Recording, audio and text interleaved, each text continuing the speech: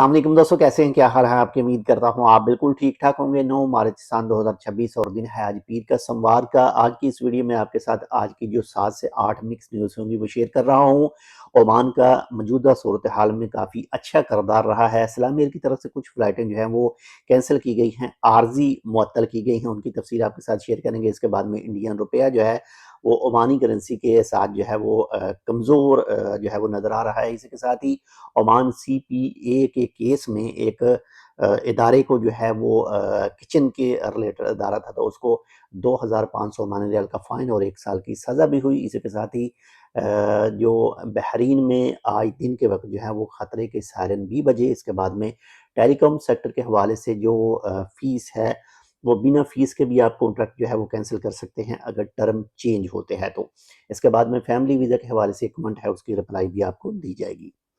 تو چلیے سٹارٹ کرتے ہیں۔ سب سے جو پہلی نمبر 1 پر نیوز ہے وہ ہے جی، اگر بات کریں اس وقت جو مشرق وسطیٰ میں صورتحال کافی کشیدہ ہے، تو اس میں عمان کی طرف سے ماشاءاللہ سے بہت ہی اچھے اقدامات کیے گئے تھے۔ آپ تو جانتے ہوں گے، آلریڈی آپ کے ساتھ نیوز شیئر کر چکے ہیں کہ ایک بار جو ایران اور امریکہ کے مابین جو ہے وہ عمان کے اندر بھی جو مذاکرات ہوئے تھے، اس کے بعد میں جنیوا میں ہوئے، یعنی عمان نے جو ہے وہ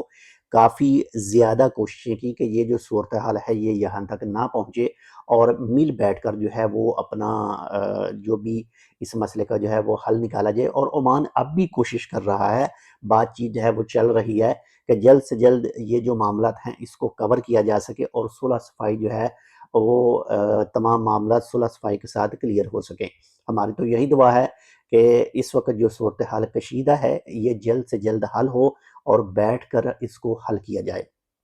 اس کے ساتھ ہی نمبر 2 پر جو نیوز ہے وہ ہے جی، اسلام ایئر کی طرف سے آج ان کی طرف سے جو ایک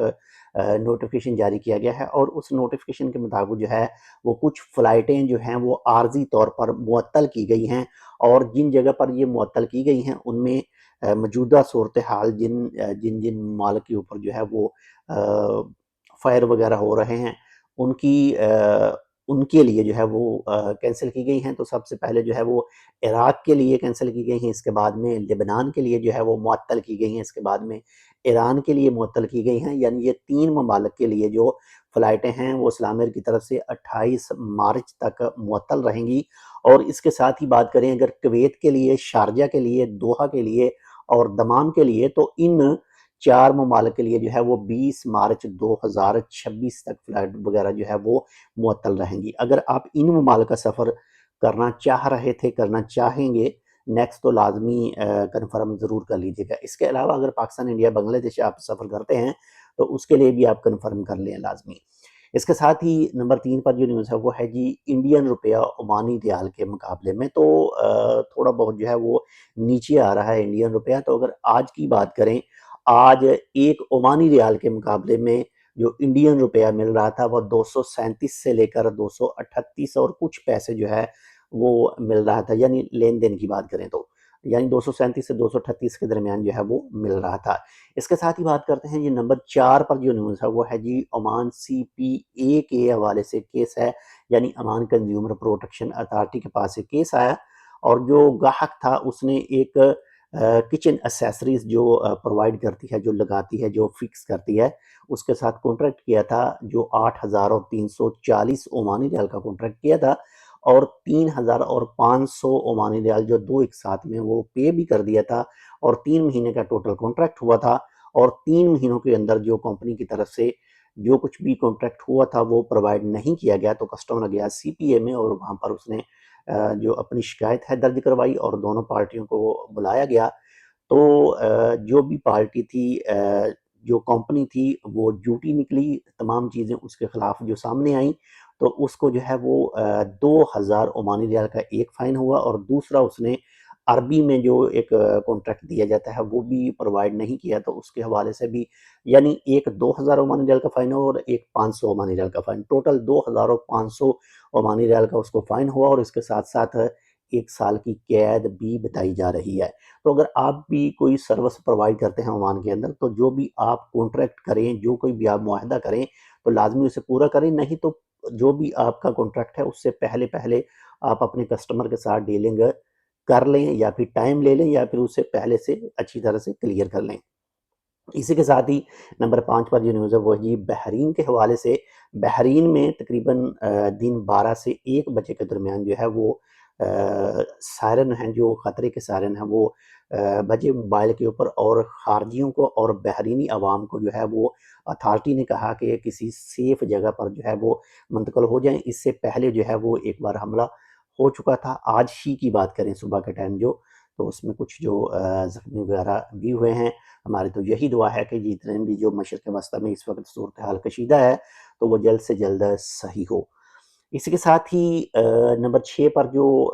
نیوز ہے وہ ہے جی ٹیلی کام سبسکرائبر کے حوالے سے. یہ نیوز جاری کی گئی ہے جی TRA، جو عمان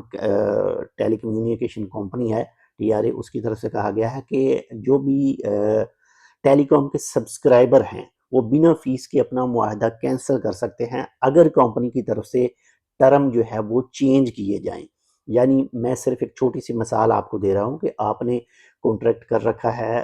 30 ریال کا، اور وہ کمپنی بعد میں اس کو چینج کرتی ہے جی 40 ریال کا یا 35 ریال کا. یعنی کمپنی اپنے وعدے سے مکرتی ہے تو آپ کانٹریکٹ کینسل کر سکتے ہیں بنا فیس پے کیے ہوئے. اس کے ساتھ ہی نمبر 7 پر جو ایک